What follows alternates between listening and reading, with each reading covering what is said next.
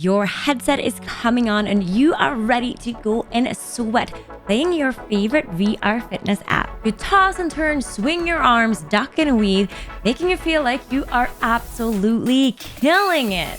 But are you really?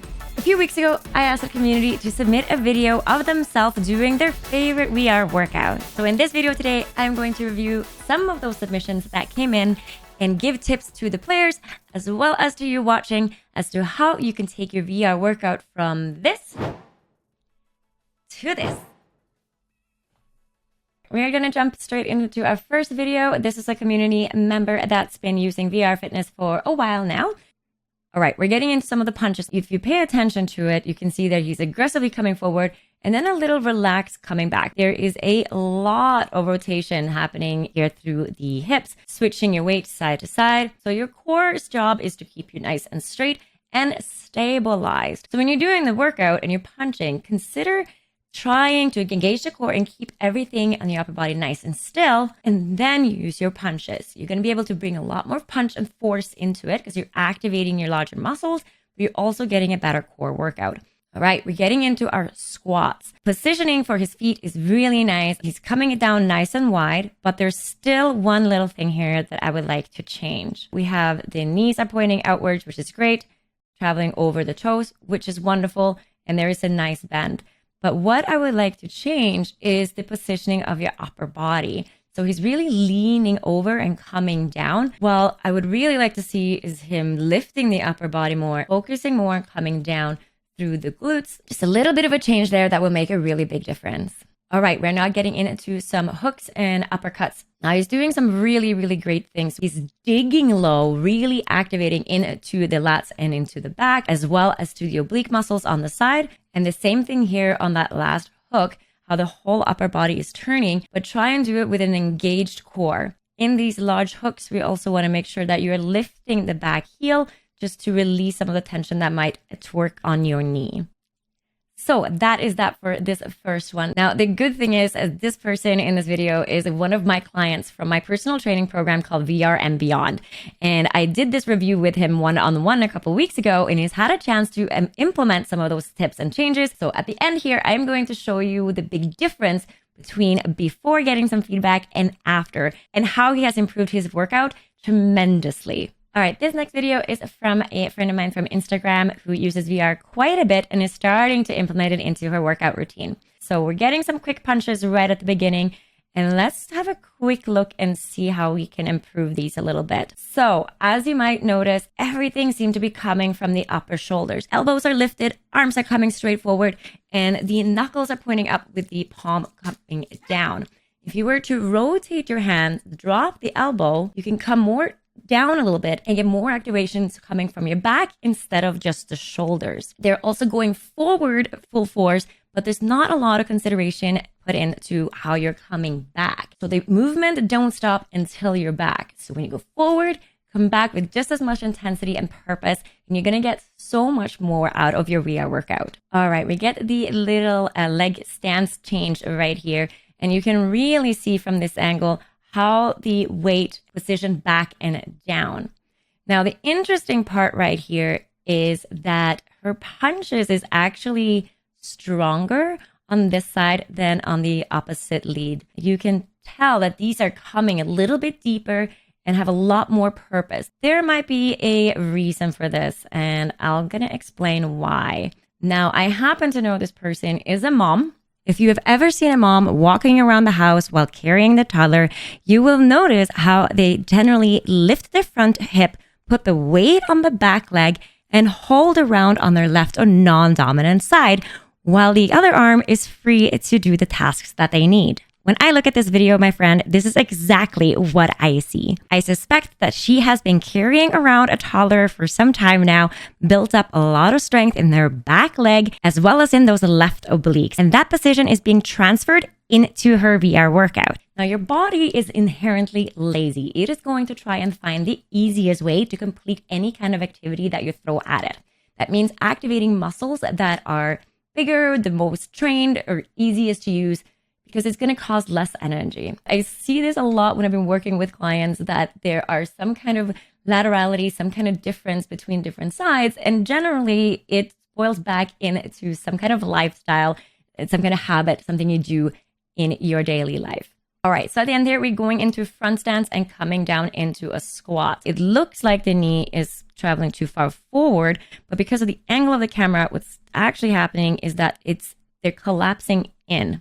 Very, very common when you are doing your squats, especially if your glutes aren't quite ready yet. Opening up the knees, making sure that they are pointing outwards and not letting them fall in is really going to work on those glute activation. And then, of course, coming down to the final squat and taking a rest on, on your legs. We've all been there. We've been really tired with our legs, but keeping the chest up, arms in front of you is going to help really get into that workout a little bit better. All right, this next one is a short and sweet video. We are in FitXR, still with the boxing. So he's definitely hitting his target, tons of power. Movements are quite small and tight. There's a lot of movement in the lower body, which is good. So we're really looking at these uppercuts here, and you can tell how small and compact they are. His power score is quite nice here. If you're looking at the actual game and then FitXR, they're looking at 5.6, which is great. But really in a uppercut is one of more powerful punches. So what I would say here is taking a little bit more time to duck down, dig in, really engage the core and the side obliques to push forward, especially on that back hook. You can really bring the hip forward again, like I already mentioned, is going to bring a lot more power and is also going to engage different parts of your core and as well as the glutes. The other thing that I'm noticing here is that his shoulders are fairly shrugged. He's lifting the shoulder up toward his neck when punching.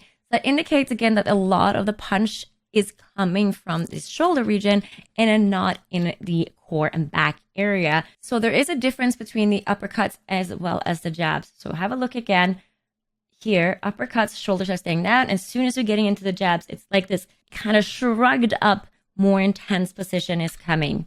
Something to keep in mind is that these fighting games aren't here to teach you how to fight against an opponent. They are a tool to just help you stay motivated, get in shape, and have fun with a good workout. So we'll adjust a few things about how we move versus, what if you were actually in a boxing ring when it comes to these games and group fitness classes, because it just makes more sense from a fitness perspective. So just keeping that in mind, if you release that, rotate the hand, drop the elbow, then come forward, you're going to get a better back activation. So the last video today comes from a community member that's been around for a long time. The first thing I'm noticing when he's standing here is how straight his legs are. Some points it even looks like they are locked out, means you kind of hyperextend your knee and you disengage the muscles. So the first thing here I would do is to work on kind of taking that center of gravity down a little bit, to kind of keep a micro bend in your knee and keeping those legs engaged. The last thing here that I really wanted to talk about, and I'm going to pause it for this one, there are a few simple ways that you can adjust the intensity of your workout by just manipulating simple moves. One of those things is levers. Anything further away from the core of your body is going to be more difficult to move than anything that is close. So when you have a game such as X Booster, where you're asked to touch targets and reach for objects, really taking advantage of stretching out your arms as much as possible while keeping your core engaged is going to activate your core tremendously. Again, here in the arms, you're seeing a little bit of that flick in the wrist on the up and down. And again, the movement seems to be happening through the elbow, where you really can use your entire arm for a better core workout. And we're going to get into a section here where there's a bit of a duck and dodge and weave. And the same concepts as in the squats is true here. The leaning over is really easy to do when you are in VR because things are coming forward and you just kind of want to get under. But try and keep in mind, come down, switch your weight side to side if you need to. Think of it as a side lunge if you want. Get that glute activation happening and just get more out of it that way. Now, as I promised at the beginning of this video, we're going to go back and look at my client from my program VR and Beyond and see what the little bit of feedback that I gave him based on the video that you just saw, how he was able to take that and implement it into his workout and make it a completely different experience. So we are back where we started, and this is my client from VR Beyond doing the same workout that he did at the beginning of this video. Oh my gosh. Did you guys already notice? Let's go back. Look at this squat. There it is. The feedback I had before was how he was coming hunched over, leaning forward into those squats. Right now, we are much deeper into the squat, getting great glute activation. The chest is lifted and he's not hunched. Now, looking at the punches, he's definitely coming back with more purpose, and there's not as lot of rotation as there was before. So really getting into it, shoulder nice relaxed, elbows are down. And yes, there are some rotation, but it's controlled rotation with an activated core. Now we're getting towards the end of this workout now, and as you can see, things are starting to kind of get a little bit more loose, which is normal. He's getting tired, which is also amazing and a testament to how much this workout has changed. I am so excited and proud of this. Absolutely amazing work. There it is. Well done. All right, so there you have it. Just slight small changes can really have a big impact on how you do your VR workout. Now, if you like this video, make sure to give it a thumbs up. And of course, check out the link in the description below. I do have a free VR fitness guide that you can get if you would like. You can also subscribe to my newsletters that comes out sporadically. But any kind of upcoming opportunity that like this, to have your workouts reviewed or anything else, you will be the first person to be notified. So thank you so much for watching. See you next week.